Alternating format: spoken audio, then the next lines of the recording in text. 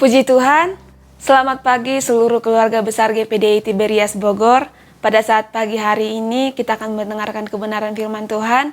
Namun sebelumnya terlebih dahulu kita menyembah Tuhan. Puji Tuhan.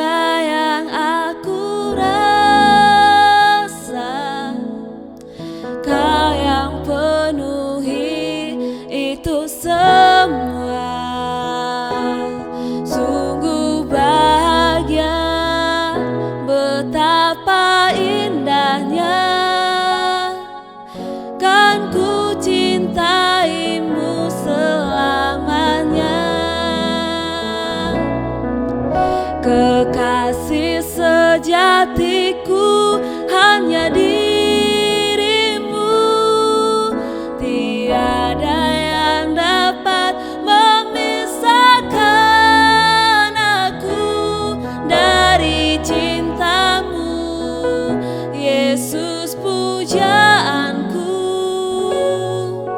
selamanya melekat padamu.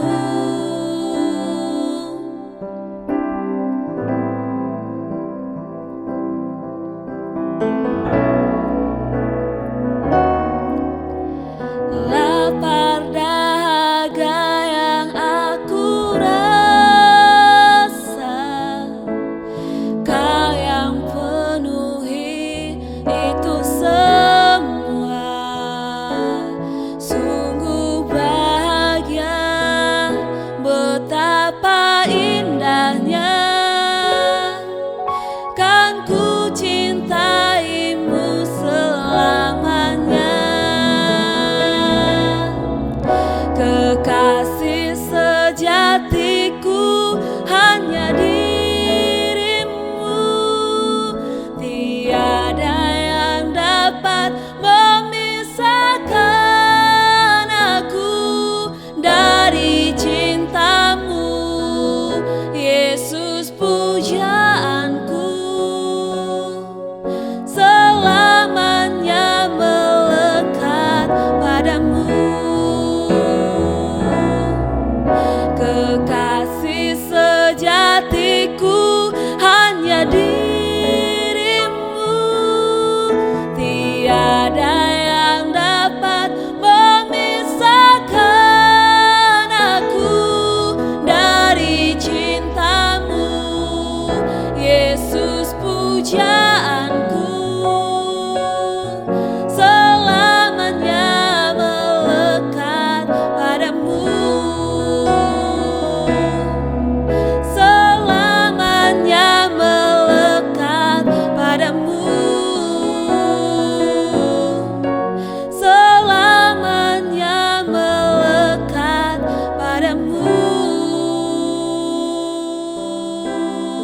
Kita berdoa. Kembali kami bersyukur Tuhan Yesus buat setiap kebaikan dan kemurahan Tuhan yang boleh kami alami pada saat pagi hari ini. Sebelum kami memulai setiap aktivitas kami, terlebih dahulu kami mau diisi oleh kebenaran firman Tuhan. Sucikan, kuduskan kami, layakkan kami Tuhan, sehingga kami boleh layak menerima setiap kebenaran firman Tuhan.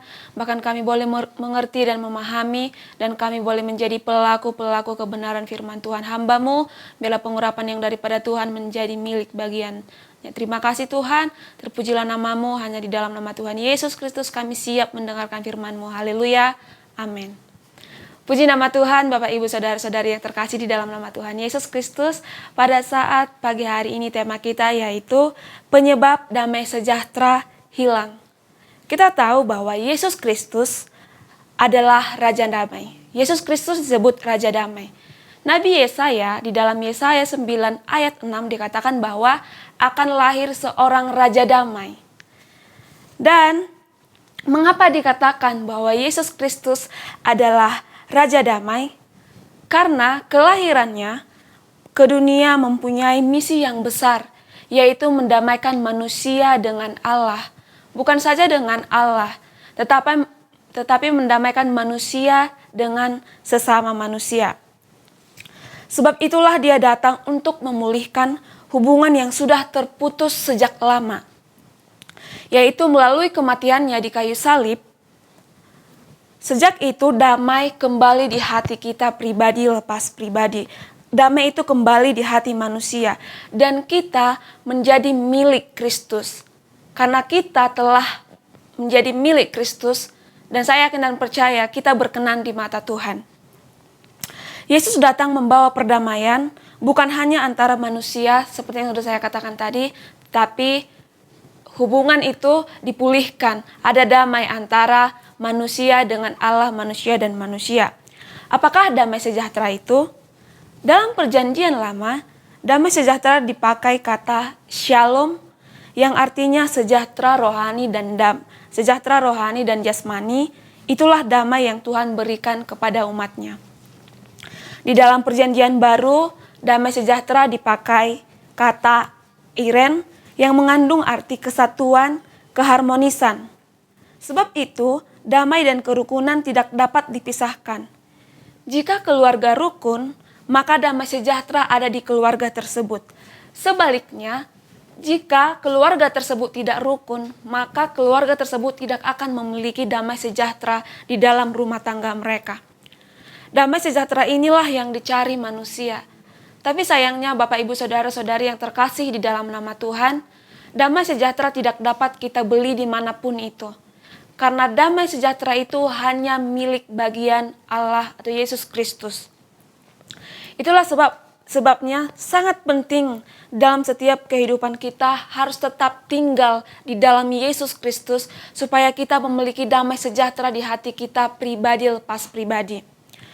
Tuhan adalah sumber damai sejahtera. Sebab itu, jika kita ingin damai sejahtera, kita harus datang kepada sumbernya, yaitu Tuhan Yesus Kristus. Ketika Yesus naik ke surga, dia tidak meninggalkan kita sebagai seorang yatim piatu. Dia tidak meninggalkan kita sendirian di bumi ini. Dia tinggalkan damai sejahtera di dalam setiap kehidupan kita pribadi lepas pribadi. Mari kita baca Yohanes 14 ayat 27. Demikianlah kebenaran firman Tuhan. Damai sejahtera ku tinggalkan bagimu. Damai sejahteraku ku berikan kepadamu. Dan apa yang kuberikan tidak seperti yang diberikan oleh dunia kepadamu. Janganlah gelisah dan gentar hatimu. Damai sejahtera yang diberikan oleh Tuhan Yesus tidak seperti damai sejahtera yang diberikan oleh manusia kepada kita. Sekarang, masalahnya adalah apakah damai sejahtera itu masih ada di dalam hati kita, masih ada di dalam pribadi kita masing-masing? Dan saya berharap Bapak Ibu Saudara-saudari yang terkasih di dalam nama Tuhan Yesus, damai sejahtera itu tidak hilang dari hati kita, tidak hilang dari kehidupan kita. Mari kita belajar beberapa hal mengapa damai sejahtera itu hilang. Yang pertama yaitu karena ada dosa. Apa yang memisahkan kita dari Allah adalah dosa. Karena dosa itu adalah hal yang tidak berkenan di hadapan Tuhan, menyimpang dari keberadaan firman Tuhan. Itu yang akan menyebabkan kita berpisah dari Allah. Dosa adalah salah satu penyebabnya hilang damai sejahtera. Bapak Ibu, saudara-saudari yang terkasih dalam nama Tuhan, kita sadari ketika kita melakukan suatu kesalahan atau kita menyimpang dari kebenaran firman Tuhan, seketika kita bisa menyadari bahwa kita akan gelisah. Kita akan takut. Bahkan damai sejahtera itu akan hilang. Itu sebabnya ada prinsip damai dan kebenaran tidak dapat dipisahkan, di mana ada kebenaran, di situ timbul damai sejahtera. Di dalam Yesaya 32 ayat 17, demikian firman Tuhan. Di mana ada kebenaran, di situ akan tumbuh damai sejahtera. Dan akibat kebenaran ialah ketenangan dan ketentraman untuk selama-lamanya. Ketika kita melakukan kebenaran, apa yang menjadi kehendak Tuhan di dalam setiap kehidupan kita pribadi lepas pribadi, maka ketenangan itu akan menjadi milik bagian kita. Seiringan berjalan kebenaran, damai sejahtera akan seiringan berjalan di dalam setiap kehidupan kita pribadi lepas pribadi. Jika kita hidup benar, maka damai sejahtera itu akan mengiringi hidup kita. Tetapi jika kita tidak berjalan di dalam kebenaran firman Tuhan atau menyimpang dari firman Tuhan, maka damai sejahtera itu akan hilang dari kehidupan kita. Yang kedua yaitu tidak berjalan dalam pimpinan Roh Kudus. Apa yang membuat damai sejahtera itu hilang yaitu tidak berjalan dalam pimpinan Roh Kudus. Kita tahu ketika Yesus naik ke sorga, dia mengutus Roh Kudus untuk selalu mengingatkan kita, untuk selalu menjagai kita. Orang yang tidak berjalan dalam pimpinan Roh Kudus, hidupnya akan menjadi pelin-pelan. Kenapa saya katakan begitu Bapak Ibu Saudara? Karena Roh Kuduslah yang akan selalu mengingatkan kita. Ketika kita salah, Roh Kudus yang akan mengingatkan kita. Ketika kita bersedih, Roh Kudus yang akan menghibur setiap kehidupan kita. Kalau kita tidak hidup tanpa Roh Kudus, kehidupan kita akan pelin-pelan. Tidak akan ada lagi yang memimpin kita ke dalam kebenaran firman Tuhan. Tuhan telah memberikan pedoman untuk memimpin langkah kehidupan kita, yaitu damai sejahtera yang ada di hati kita. Tetapi sering sekali kita abaikan, dan hal ini menyebabkan kita mengalami banyak masalah. Sering sekali di hati kita yang paling kecil, ada Roh Kudus yang berbicara mengenai hal-hal yang benar, menyuruh kita untuk menyembah Tuhan, berseru kepada Tuhan saat kita dalam permasalahan. Tapi sering sekali kita mengabaikan apa yang menjadi mengabaikan perkataan Roh Kudus di dalam hati kita. Kita menganggap bahwa itu adalah sesuatu yang sepele. Akan tetapi mari kita belajar untuk dengar-dengaran terhadap Roh Kudus, sehingga kita boleh tetap berjalan di dalam kehendak Tuhan, dan kebenaran itu selalu ketenangan itu selalu mengiringi setiap kehidupan kita. Dan yang ketiga yaitu mengapa damai sejahtera itu hilang, yaitu tidak percaya kepada firman Allah. Di dalam Yesaya 26 ayat 3 dan 4 dikatakan, yang hatinya teguh kau jagai dengan damai sejahtera, sebab kepadamulah ia percaya. Percayalah kepada Tuhan selama-lamanya, sebab Tuhan Allah adalah gunung batu yang kekal. Kepercayaan kepada firman Allah membuat kita tinggal dalam damai sejahtera. Sebab itu mari kita percaya sepenuhnya kepada firman Allah. Sudah dikatakan bahwa percaya kepada Tuhan selama-lamanya, sebab Tuhan Allah adalah gunung batu yang kekal. Dan dikatakan bahwa yang hatinya teguh, ketika kita memegang teguh kebenaran firman Allah, hati kita akan dijagai. Kita akan menerima damai sejahtera. Dan kita tahu bahwa Allah adalah gunung batu yang sangat kuat, yang boleh menjagai hati kita dari segala godaan-godaan dunia ini. Mungkin kita banyak mengalami permasalahan dalam setiap kehidupan kita. Banyak hal-hal yang mungkin membuat damai sejahtera kita hilang. Tapi ketika kita memiliki Roh Kudus, bahkan kita tinggal di dalam firman Allah, saya percaya Bapak Ibu Saudara, kita akan tetap memiliki damai sejahtera itu. Dan damai sejahtera yang harus terus ada dalam hidup kita, jangan sampai hilang. Tetap miliki damai sejahtera itu. Sebab kita dipanggil menjadi dan oleh Tuhan untuk menerima damai sejahtera di dalam 1 Korintus 7 ayat 55b.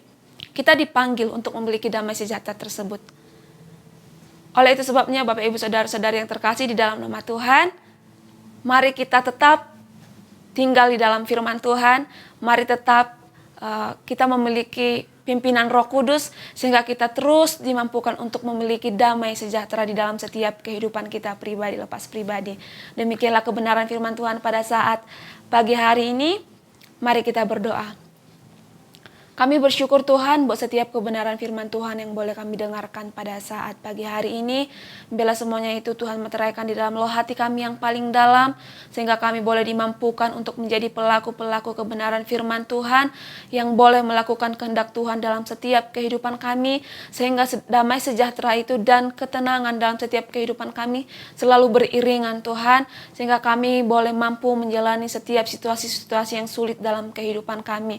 Sebentar kami akan menjalani hari ini, biar pimpinan Roh Kudus selalu ada dalam setiap kehidupan kami, apapun yang menjadi kegiatan dan aktivitas kami percaya Roh Kudus-Mu yang selalu menjagai kami. Terpujilah nama-Mu Tuhan, kami siap memulaikan hari ini hanya di dalam nama Tuhan Yesus Kristus. Haleluya, amin. Puji nama Tuhan, selamat beraktivitas, Tuhan Yesus memberkati. Pimpinlah, oh Roh Kudus, pimpinlah